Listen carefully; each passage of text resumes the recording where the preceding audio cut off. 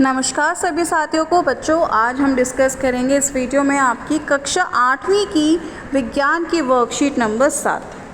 ठीक है, और आप सभी जानते हैं कि हम सूक्ष्म जीवों के बारे में डिस्कस कर रहे थे, तो उसी से आगे हम जानेंगे। आज उनका मेनली इम्पॉर्टेंस पढ़ेंगे कि सूक्ष्म जीव हमारे लिए क्यों फ़ायदेमंद है, क्यों अच्छे हैं।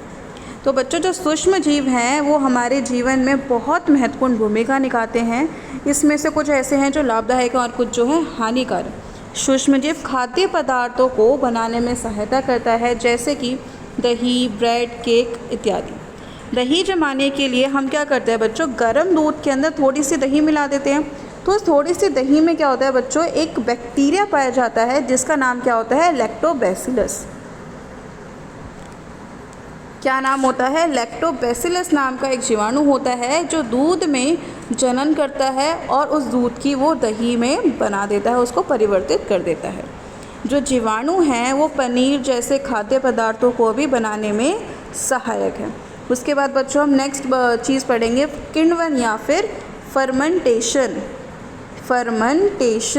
ठीक है, जो किण्वन है बच्चों, ये एक ऐसी प्रक्रिया है जिसके दौरान भोजन में मौजूद जो चीनी है वो ईस्ट द्वारा अल्कोहल में परिवर्तित हो जाती है।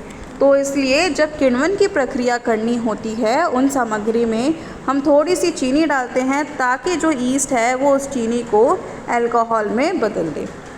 ठीक है, चावल के आटे में किण्वन में बैक्टीरिया और ईस्ट सहायक होते हैं, जिसका उपयोग स्पॉन्जी इडली या डोसा बनाने में किया जाता है। बच्चों, जो ईस्ट है वो बहुत तेज़ी से जनन करता है। जनन करके श्वसन के दौरान वो क्या करता है बच्चों, कार्बन डाइऑक्साइड उत्पादित करता है, जिसकी वजह से हमें ये सारी चीज़ें क्या होती है, सॉफ्ट और स्पॉन्जी। आपने देखा होगा जैसे कि इडली, उसमें बहुत ऐसे छोटे छोटे छेद होते हैं। ऐसा इसीलिए होता है क्योंकि उसमें से कार्बन डाइऑक्साइड निकल जाती है। जब कार्बन डाइऑक्साइड निकलती है, उत्पादित होती है, तो बच्चों उसके अंदर छेद हो जाता है और वो चीज़ क्या हो जाती है, सॉफ्ट। केक में भी आपने देखा होगा कि जो केक की स्लाइस होती है उसमें भी इस तरह से छेद होते हैं। तो वो इसीलिए होते हैं क्योंकि इसमें से कौन सी गैस रिलीज़ होती है, कार्बन डाइऑक्साइड। ठीक है, ये गैस के बुलबुले आटे का आयतन बढ़ा देते हैं, जिसके परिणाम स्वरूप आटा फूल जाता है। ठीक है, जैसे कि आटा, ये आपने नॉर्मल आटे के अंदर ईस्ट डाल के रख दिया और कुछ टाइम बाद देखोगे तो आटा क्या हो जाता है, डबल। तो ये क्या है बच्चों, ये क्या है, फूला हुआ आटा, कि इसके अंदर जो किण्वन की प्रक्रिया हुई और कार्बन डाइऑक्साइड की वजह से जो आटा है वो फूल गया।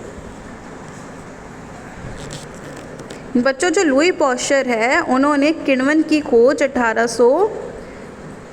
1857 में की थी। ठीक है, तो अगर आपसे पूछा जाए कि किण्वन की खोज किसने की थी, तो बच्चों किसने की थी, लुई पॉस्चर ने की थी।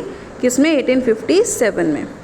अब उसके बाद है किण्वन प्रक्रिया का उपयोग बच्चों बेकिंग उद्योग में, जैसे कि ब्रेड, केक, पेस्ट्री बनाने के लिए किया जाता है और इसका उपयोग शराब के उत्पादन के लिए भी किया जाता है। तो हमने देखा कि किण्वन का उपयोग कहाँ कहाँ किया जाता है। इसके प्रश्न उत्तर देखते हैं।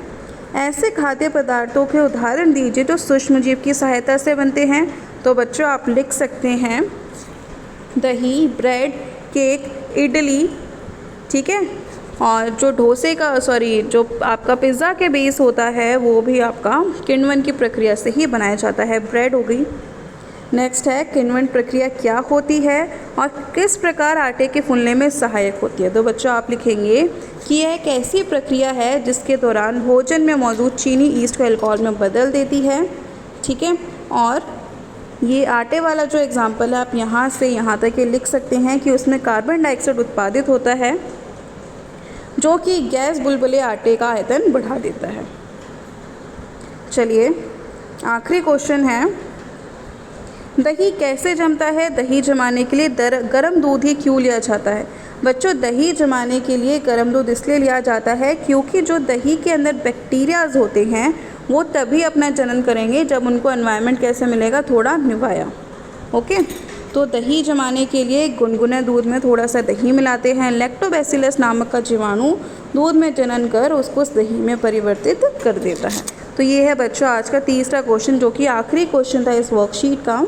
Thank you so much for watching this video. यहीं पे हमारी वीडियो ख़त्म होती है।